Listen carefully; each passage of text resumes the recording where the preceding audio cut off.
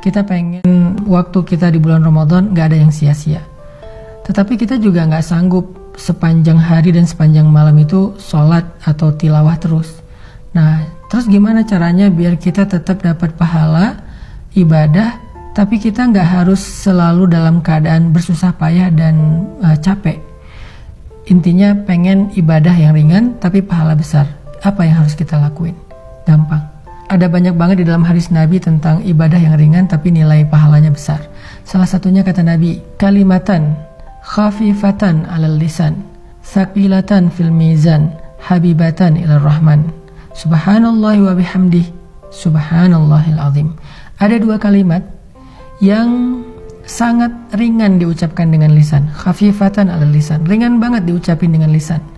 Tapi tsaqilatan fil mizan, berat di dalam timbangan kebaikan. Nanti pas kita dibangkitkan di padang mahsyar, lagi dihisab timbangan kebaikan dan keburukan, dia akan sangat berat, lebih berat daripada gunung Uhud.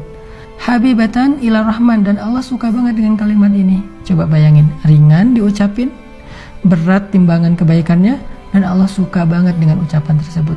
Kalimat apa sih? Kalimatnya subhanallahi wa bihamdih, subhanallahil azim. Kira-kira berapa detik untuk mengucapkan kalimat ini? Coba saya hitung. Subhanallahi wa bihamdih, subhanallahil azim. Kurang lebih 5 detik. Tapi pahalanya gede banget. Allah suka banget dengan kalimat itu. Maka yuk, kalau kita lagi capek di bulan Ramadan, lagi haus, lagi lapar, lagi lemes, lagi ngantuk, ya udah ucapin sekali aja, nggak usah banyak-banyak. Subhanallahi wa bihamdih, subhanallahil azim. Itu pahalanya udah gede banget. Pahalanya udah dahsyat banget. Gak usah sampai beberapa kali, sekali doang. Apalagi kalau bisa misalnya 3 kali, 5 kali, 10 kali, udah gitu santai. Itu pahalanya luar biasa. Itu termasuk diantara ibadah ringan tapi berpahala besar. Terus apa lagi Ustadz? Ibadah ringan, pahala besar. Caranya repost, atau broadcast, atau story. Gimana maksudnya? Kalau kita dapat sebuah konten yang baik, kayak sekarang kita lagi ada program booster untuk menjelang berbuka puasa kayak gini, teman-teman tinggal ngajak yang lain. Misalnya, ini ada booster Ustadz Hanan nih di channel ini, bagus nih, yuk ikutin. Kita tinggal ngajak doang. Ngajaknya bisa dengan kita kopas, bisa dengan kita story link, bisa dengan kita BC, broadcast. Lalu teman kita nanti akan ngajak lagi yang lain, sampai akhirnya bergulir jadi banyak, misalnya 10 orang, 20 orang, 100 orang yang kita nggak sadari. Terus pahalanya di mana? Ketika mereka menonton sebuah konten-konten tentang kebaikan, konten ibadah, konten motivasi, konten agama, lalu mereka mendapatkan ilmu, maka mereka akan mendapatkan pahala mencari ilmu. Pahala yang sama mengalir untuk kita yang mengajak pertama kali.